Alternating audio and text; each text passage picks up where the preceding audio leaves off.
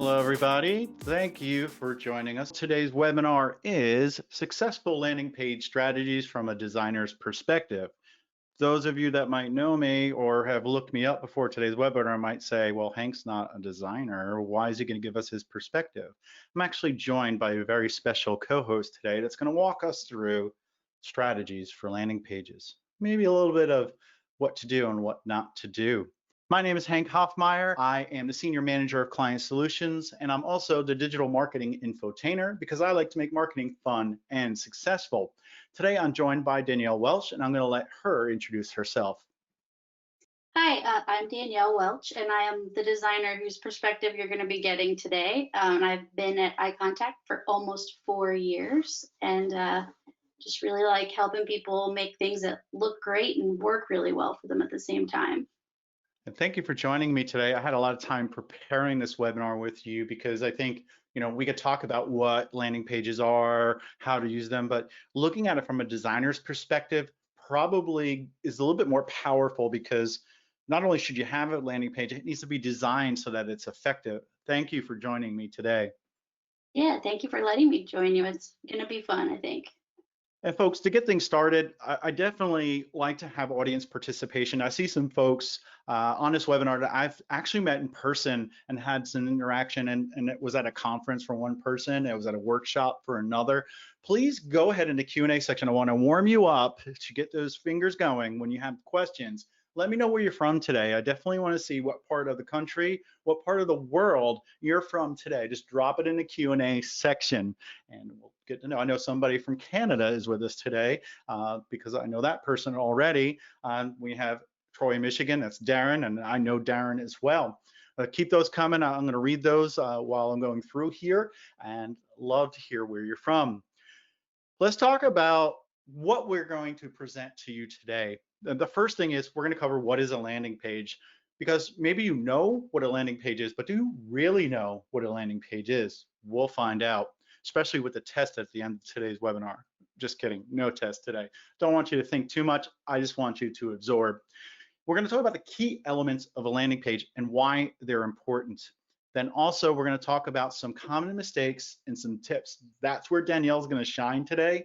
She's going to give us some awesome information. Then what we want to do is hop into the iContact landing page editor. This way you can learn how to use that product and how to develop professional looking and beautiful landing pages. All right, we have Montreal, we have Madeline, Jordan. Where are you from, Madeline? Didn't see that in there, but Canada, Ottawa, Troy, Michigan again. All right, welcome everybody. What is a landing page? Go ahead in the Q&A section. See, I warmed you up for something. What is a landing page? Go ahead in the Q&A. I need at least one, maybe two answers. We have New York City. That was Madeline. And we have Maui, Kathy from Maui. And then we have, let's see, anybody else that put their location? All right, what is a landing page? Go ahead, Q&A section. Let me know what a landing page is. Not all at once, folks. I know you're probably typing, it's more than one sentence sometimes, right? What is a landing page? It's a website, right? It's a page, but it's one thing you could say. A place to capture an email. In essence, yes.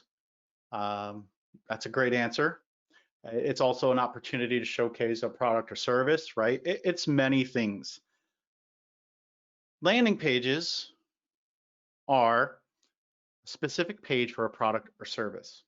It's not your main website where you have a navigation bar, where you have your social media icons. It's not where you're listing a bunch of categories or things that you sell like all in one place. And Steven says a landing page is page of first impression. Love that, love that. So landing page is a specific page for a product and service. It's where you're going to get the most conversions. It's also branded and focused. It's focused on one particular, usually one particular call to action to get them to convert and buy something or to find out more about your products or services. It can be added to the navigation. It can be hidden, or it can be hosted somewhere else using a third-party service, or even like iContact. We have the ability to allow you to embed your landing page in your website as well as you can simply just link to it and have it not be part of your website at all. The focus is solely on the conversion or informing someone about that product and service. There's nothing worse than, say, getting an email about buying a product like, say, sneakers. And maybe I've been looking for a great pair of purple floral Converse, which I love to wear on stage, and there's a big sale on it. Then you drive me to your website and it's your main page. Then I have to drill down through the categories: apparel, shoes, tennis shoes, and then drill down to Converse, then pick the floral pattern. By that time, I've probably gotten frustrated and left your website. That's why landing pages are a specific page for your product or service, and normally it's where you would link to. It also reduces friction. It allows me to absorb information about that product and service and feel compelled to buy it, or maybe build trust with you if you're a consultant. This way, I want to click the link, fill out the form, or whatever it is that you want me to do on that landing page. Here is a really cool landing page that I love and always bring up. They're from Apple. They do a great job of selling their products because they let the products speak for themselves. They have a picture of a MacBook Pro here, and just looking at that, you see how great of a product that is. And if you know about Apple and their reputation, you're probably going to look at this and look at the image first and then read the information that's there. And if you're interested in a new laptop, you're probably going to click the blue button. They use a lot of white space. In other words, they let the product speak for itself. It's not cluttered with a bunch of information around it, text, tables, buttons. There's just, some simple text, a button, and then the product. Let's hop into the key elements of a landing page. Here's just a sample landing page, and I'm going to go through a few items here. Don't go crazy taking notes because I'm going to dive into each one of these sections here, but I would kind of want to point out what they are and where they may live on a landing page. This example does not need to be the one that you actually build here. So we have a unique selling proposition. Every landing page should have a unique selling proposition. What is it that you want me to do? Next, it should have a hero image or a video. Also, should include social proof, the benefits of your offer, and then a call to action. What do you want me to do? We're going to jump into these in detail, but if you're taking a screenshot and you want to share that on social media, please go ahead and talk about how awesome Danielle and I are doing on today's webinar. That's okay. Use hashtag iContact if you want to. So you have your unique selling proposition. This is the first line of text that people see, and it needs to be clear and concise and powerful. Floral shoes, 50% off. That would get my attention. That would be a great headline. Sneakers, actually, shoes might be a little bit uncomfortable for me. Then you have a supporting headline. This can be a secondary headline. It's almost like when you send an email, you have a subject line, then you have the pre-header, which is like the extension of your subject line. Your supporting headline is going to support your main option there. You can put in different patterns available for those sneakers that you're trying to get me to buy. And then you'll have a reinforcing statement. This will talk about maybe the quality of your product and service and how you're going to support me after the product and service. And then you have the closing argument. If you don't buy these cool sneakers, Hank, you're not going to look cool when you're on stage, and you will not impress your friends. Therefore, you might want to buy it now before we're out of stock, or maybe it's a limited run of sneakers and there's only a certain amount available. That would probably be a great closing argument for somebody like me. Now we have your hero image and video. Humans are visual by nature. That's why Instagram is popular. That's why TikTok is really growing. We love to see visuals and we love to see images, and more importantly, we love video. According to Wishpond, 90% of information sent to the brain is visual. Think about that. The more visuals you put on your landing page, the better you will convert. The first thing people see are going to be those images or that video, especially if it's auto playing. Your eyes are going to be drawn there. So make sure you're using compelling images and video. Most importantly, it helps showcase your product and service. What is so great about what you have to offer me? Visuals are going to allow you to do that. Now, including social proof helps people build trust and want to do business with you. They'll click that button more. They'll sign up for your newsletter more. take testimonials and go ahead and reach out to clients and get them to write something about your product and service. Did they have a really great experience working with you? Ask them for a testimonial and say, can I use that? Throw that up on your landing page in quotes. It's like gold, folks. You definitely want to include that. Include reviews. If somebody's reviewed your product, especially on Google, Yelp, or somewhere else, maybe Facebook, go ahead and grab that and also throw that on your landing page. By people reviewing your product, it'll help them determine if they want to buy your product or service. And then last, we have social quotes, maybe, or you have somebody that tweets about you, how awesome you are, how awesome your product and service is. Don't be afraid to embed that in your landing page. Now we have the benefits of your offer. The first one could be using bullet points. If you have bullet points, it helps separate from paragraph text and draws the eye in. And it's like for webinars, I'm going to put a description of the webinar and then have bullet points of key takeaways. What are the main things that are going to benefit me if I use your product and service? Add them as bullet points. Again, use images. Make sure that we can visualize what you have to offer and what the benefits are. So this is specific to benefits, having an image or a video. Again, video, just the importance of that. And then last, we have our call to action. You can have the best looking landing page, you can have the best headline, supporting headline, benefits, closing argument, all these different things, right? If I don't know what to do, I can't buy your product and service. If there's no link, if there's no button, I can't do anything. So make sure you have a headline for your call to action. Buy now, it could be huge, or limited supplies, click here to purchase. It could be hyperlinked, it could be hyperlinked text, something that is in a paragraph that also supports a button. You know, don't forget to use buttons, because buttons are the most popular form of conversions on a website. Buy now, get your report now, save now. But you can also use hyperlinks in the text, hyperlinks in your headlines, hyperlink your images, give people a way to go back to that product or service. And hopefully you're linking to one or maybe only a handful of products and services. Don't let people get analysis paralysis.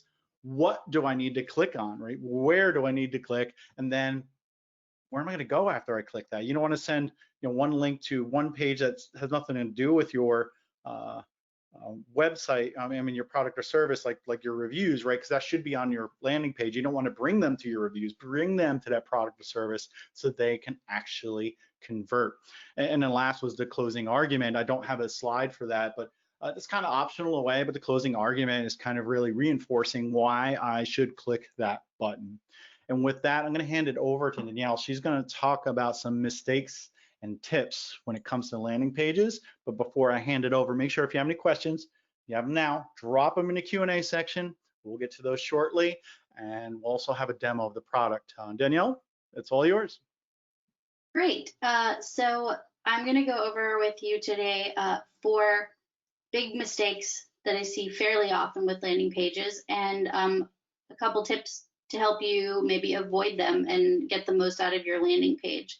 So the first one we're going to go over is including too much information, and then there is no clear call to action, including navigation, and having no branding on your landing page. So those are the 4 big ones that I see the most commonly that we are going to go over. So when you have too much information, what the negative effects it's going to have on your landing page is it takes the focus away from the main goal of your page. If someone's coming to your landing page to sign up for a newsletter and you present them with all this other information, it's going to immediately pull the focus away from what you want them to do. And because of that, your call to action button can get lost, especially if you have more than one on the page. And then the third thing that it does, which is the most important one, and if you excuse me, my apartment building's testing our fire alarm, which they told me they weren't going to be doing today, so I apologize for that. Yeah, that's supposed to be yesterday. I mean, tomorrow, right? Yes. Hopefully it doesn't happen again. But the last thing that it can do is can result in less conversions from your landing page. And ultimately, if you're sending someone there, that is what you want them to do. You want them to complete an action and get conversions. So here are a few tips for making sure you only include the right amount of information on your page. And the first one is to use a strong headline. When you have a strong headline, you immediately let people know what they've come to your page to do. In terms of the rest of your content, you want to only focus on the relevant information. You don't want to give too much because, again, like we said, it's going to all get lost. So just focus on the main thing and make it obvious. If you need to add a subheader over your sign-up form, that is something that will make it completely obvious that this is where you want them to go. And then the last thing is to include relevant information. In this case, with my little example page, it's just some icons that at a glance let people know what they're going to get if they sign up for this newsletter. You just want to make sure that you don't include anything that doesn't make sense with your content, because that immediately is going to take the focus off and can be a little confusing. And so our second mistake is having no clear call to action. And what happens with that is it doesn't tell your visitors what you want them to do. If you want them to sign up for your newsletter and you include a bunch of other buttons telling them to do other things, they don't know what you want them to do. And by having no clear call to action, it doesn't tell them how to complete the action that you want them to do, because it can all get lost and can cause some confusion on your page as to whether they should sign up for this newsletter, or they should go to your page and read more news. So it can create confusion to have no clear call to action or have multiple calls to action. And again, that can result in less conversions. If they don't know what to do or how to do it, generally people aren't going to complete that action. And so some tips for making sure your call to actions are effective is to make it stand out. Use a bold color on a light background or a light color on a dark background, just so there's contrast. Make sure it's a decent enough size that people are going to notice it and immediately say, oh, that's where I need to go. That's what I need to do. The second tip is to use active language. So instead of saying submit, you say something like sign me up. That means to someone else, they feel like they're taking an action as opposed to passively giving you information, and that makes for more effective calls to action. You need to place it above the fold. I know there's talk with email about whether above the fold is really a thing anymore, because everyone knows they have to scroll, but with a landing page, you definitely want to make sure you keep your call to action in the top part of the page so that your viewers don't have to scroll down. And if they do, maybe not too much, because that can get lost. And then the last thing is to avoid multiple calls to action, because like I said before, if you have a bunch of buttons, I don't know which one, me as the viewer, I don't know which one you want me to click on. So that is what you can do to make sure your calls to action are effective. And so our next tip is including navigation. Including navigation on your landing page can create a distraction because it's one of the first things that your viewer sees when they get there. So it distracts them from completing the action, but can also confuse them about what action you want them to take, because you've just presented them with all of these links and it's the first thing they see.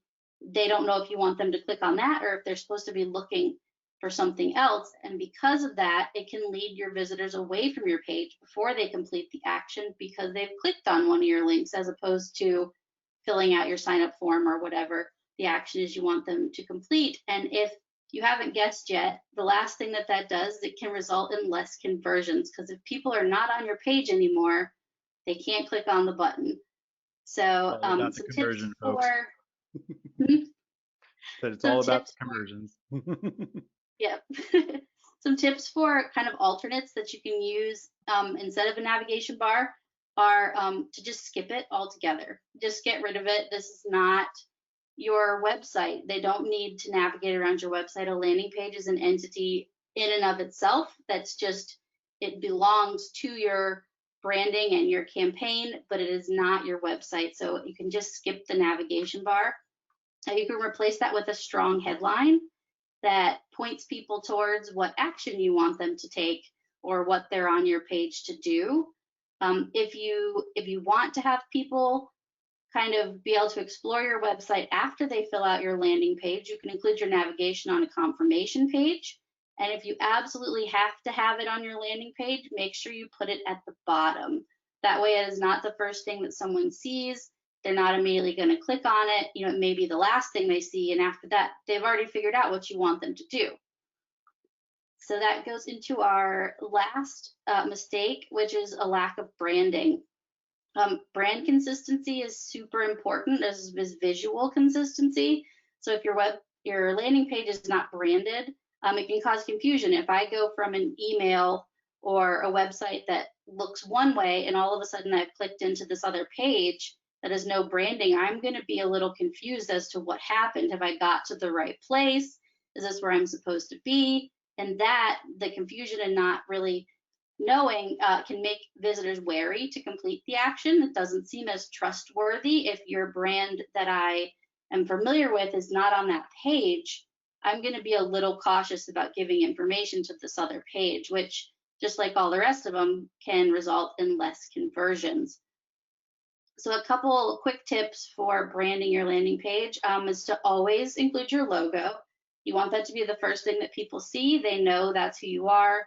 You know, they recognize it immediately. They know they're in the right place.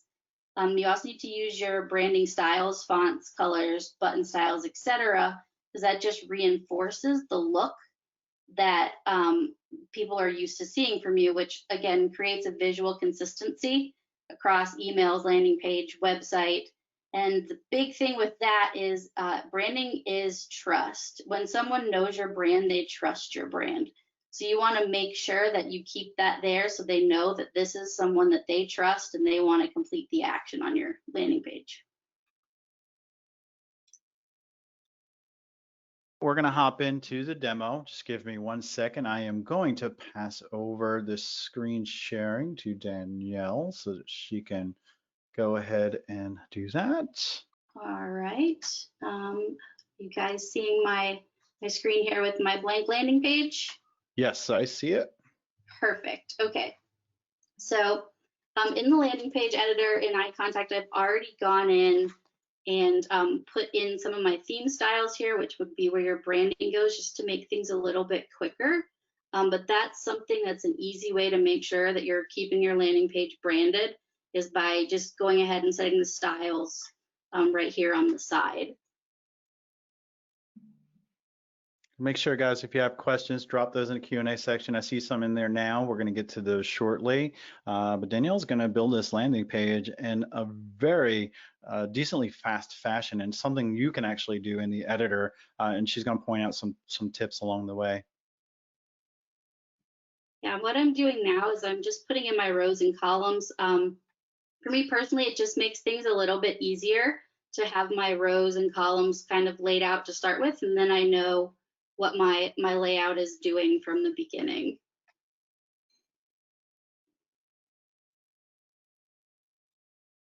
How many of you are planning to create a new landing page within the next week? Drop a yes or a no in the Q&A section. Love to know if you are here today to get some tips, tricks to build something within the next week or so.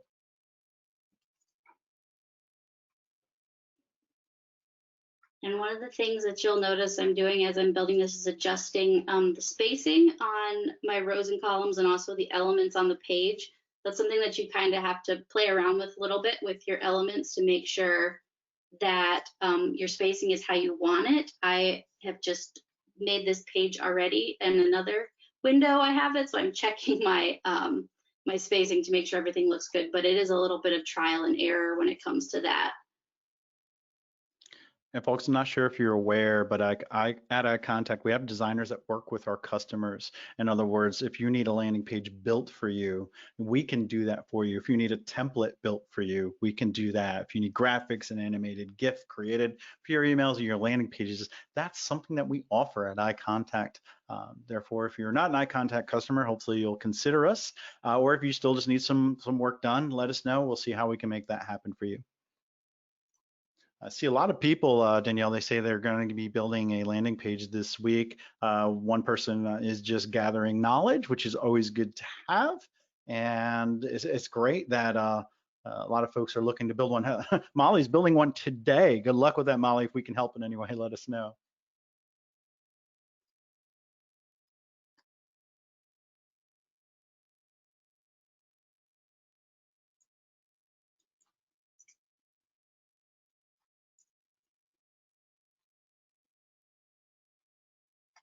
It's looking pretty good so far. It looks really close to the example, which I failed to show before. But it's kind of like the examples that Danielle was actually showing during her portion of the presentation today. A lot of the elements you saw, replacing the navigation bar with the headline and other things. And what we'll do is when she's done, I'll bring up the slide and we'll say, does it look like that one? And one thing that I'd like to point out is when you set up your theme in the sidebar when you start. So I want this text to look different. I want it to be header 2, and since I've already set that up, all I have to do is highlight it and click it, and it changes to exactly what I want. So now I'm going to drop our form in. You'll see right now, form is an option for content blocks, but once I add it, it goes away. You can only add one form to a landing page in iContact right now, so it takes that away, so you don't have the temptation to add too much other content. So now that that's in there, we have a button that stands out pretty well. And I go down here to my icon section. I'm going to we have this block called caption, which helps. It's very helpful if you have something that needs to stack a different way on a mobile device than the way our columns normally stack. But for this, I'm just going to use it to make sure my spacing is good with my icon on the top and my text on the bottom. How many on the webinar today have used the landing page editor for iContact, or even the email drag and drop editor, because they're very similar? If you have, what is your experience? Do you like it? Is there something that we can work on to make it better? We definitely want to provide value to you as a marketer and allow you to get in and get out and do the things you need to do in a professional fashion. Any feedback is welcomed. And with our little caption blocks here, we have a lot of different options for spacing on the text and on the image. I'm not going to do anything with the image. I'm just going to change the spacing on the text a little bit. And then the good thing about the drag and drop editor, so this is formatted now exactly how I want it. I can copy it and just move it over into my other columns here. And then all I have to do is just swap out my content. And we're getting feedback that the editor is very easy to use and a lot better than the old landing page editor. Thank you for that. And it's responsive. Yes, it is responsive. Danielle will probably show you that when she does the preview, but yes, it responds to different size screens. Thank you, Colleen, Molly, for your feedback, and Kathy as well.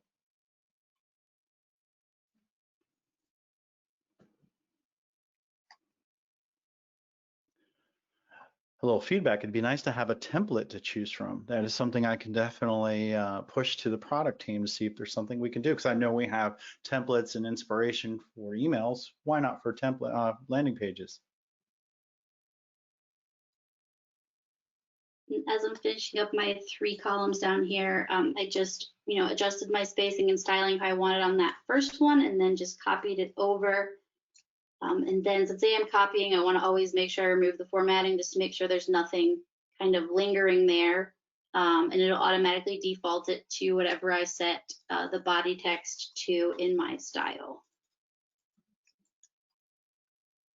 Looks very good so far. Thank you. It's like you've done this before. Once or twice. So we were talking about things being responsive, and when you have columns, that's going to be one of the bigger places that you want to double check. So we're going to preview it here. And it looks great on desktop, but when I switch to my mobile view, everything is really, really close together.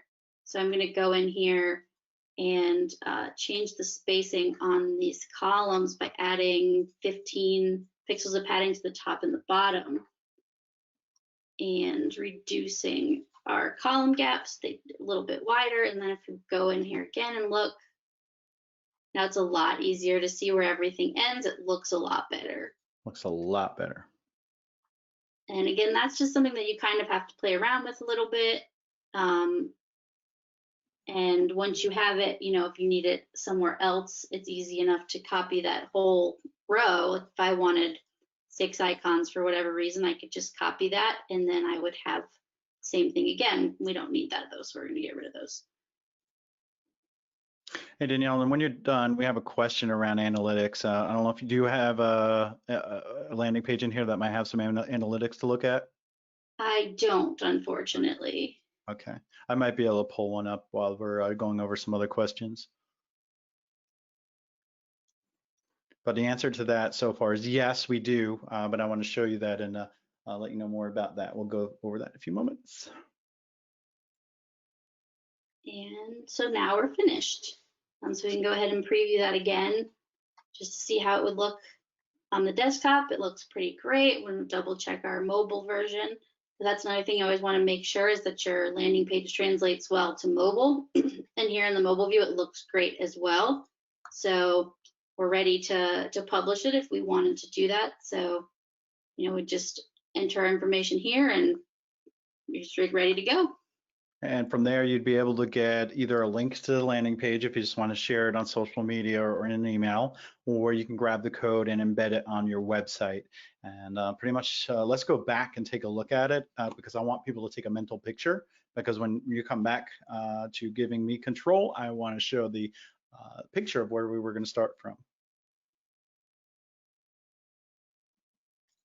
Preview, keep it in desktop. So pretty much take a look at this, folks, and what I'm going to do is I'm going to bring up the picture of what we wanted to create. So go ahead and give me control again.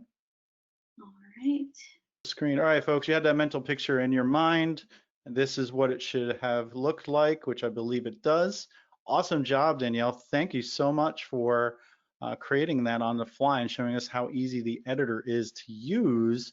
So with that, let me go ahead and start looking at the questions, but also what I want to do is bring up my demo account and show you some of the analytics. Let's get into the questions though. Danielle, maybe you could take one or two of them.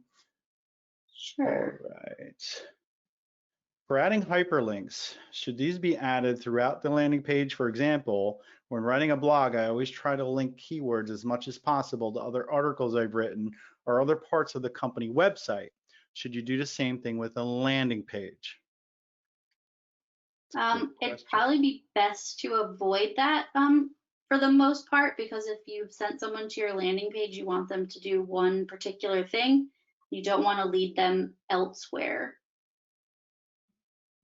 And it just, if it's more of an informative landing page, like around articles you've written and you want to link to numerous ones, that would probably be something that I could say, sure, go ahead and do that. But if you're trying to focus on selling a product or service, that's where you might want to shy away from doing that. But again, if you're just using the landing page as a way to highlight different articles you've written, you want to link to those, that'd be okay. If you don't have a specific conversion in mind is probably what I would say there.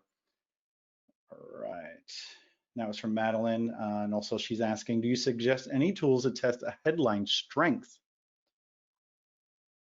I guess that's a little bit different than a subject line. I know there's subject line tools out there. So what would we use? I don't think there is any tools that I know of around subject line strength, but maybe use the subject line analyzer, because if it gets people to open, it'll probably get people to act on your landing page. That's a great question. All right, next question. Can you explain what the fold of the page is in regards to the CTA button?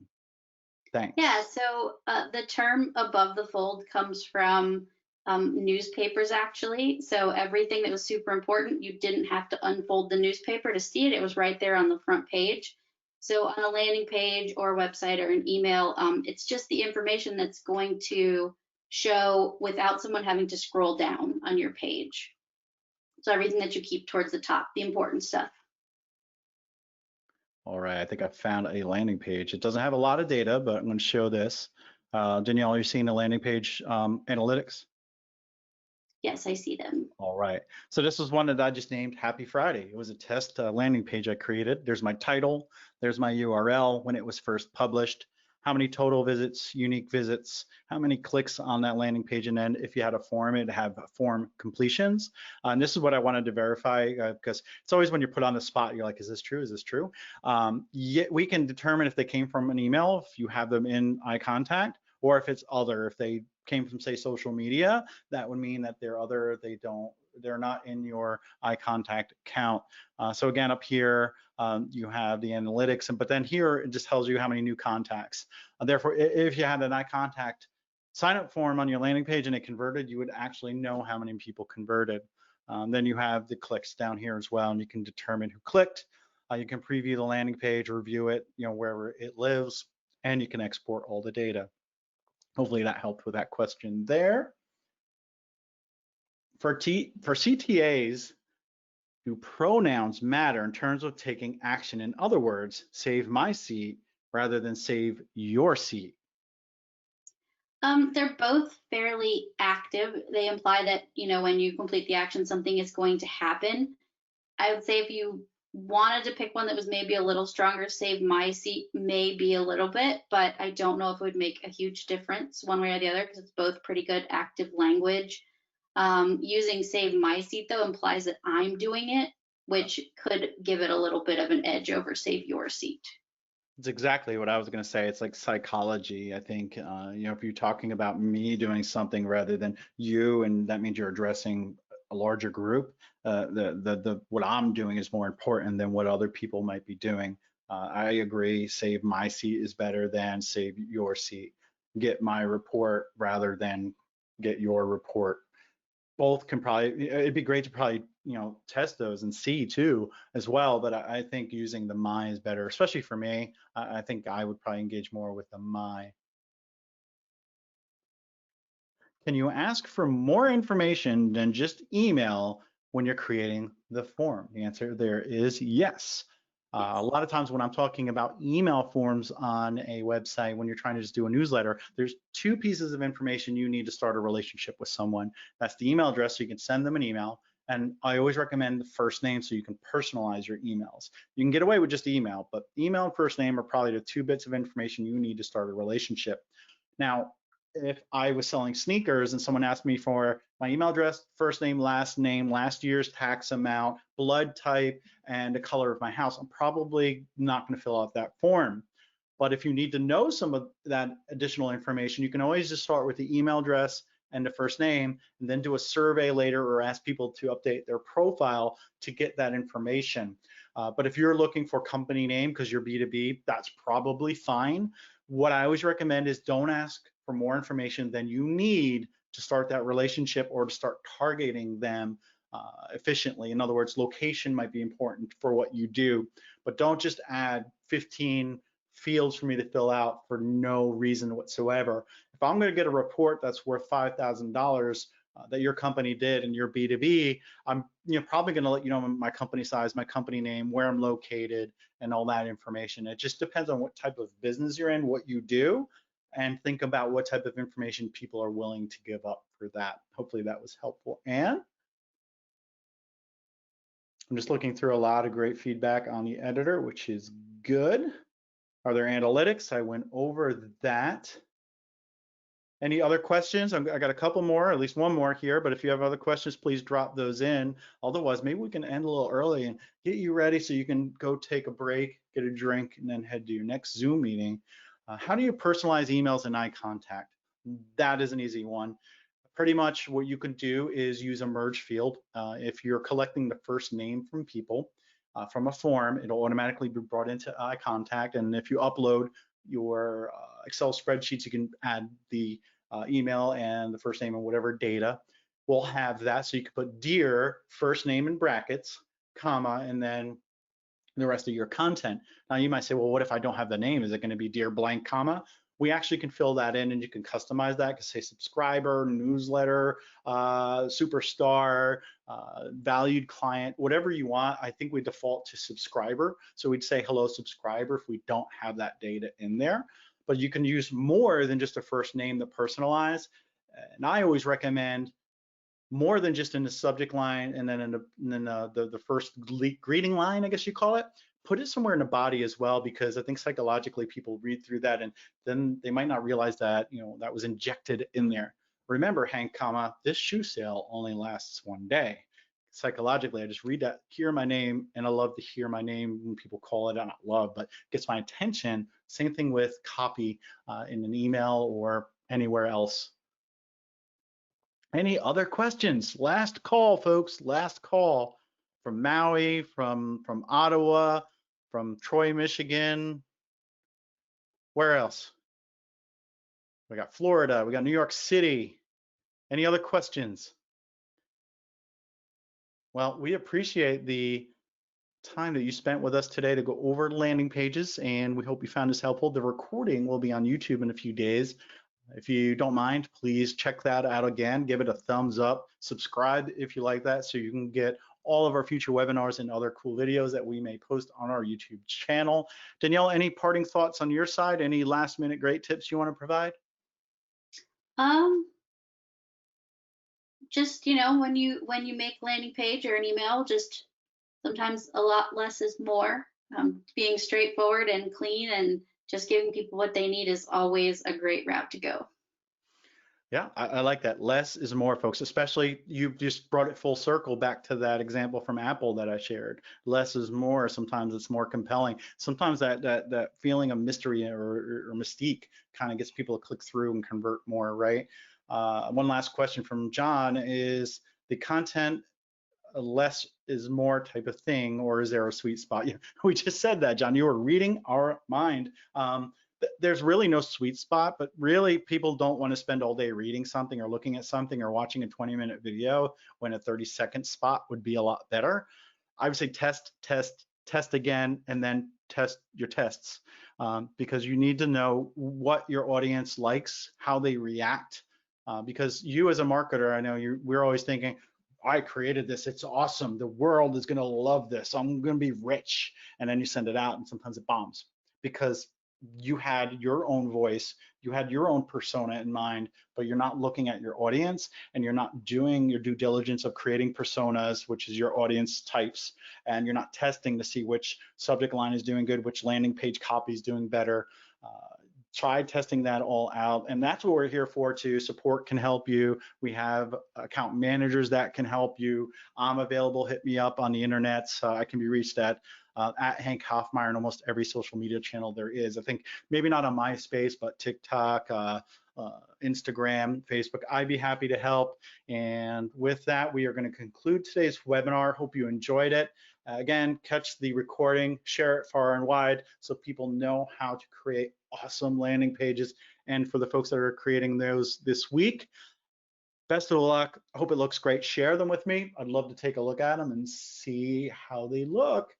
All right, folks, have a great day.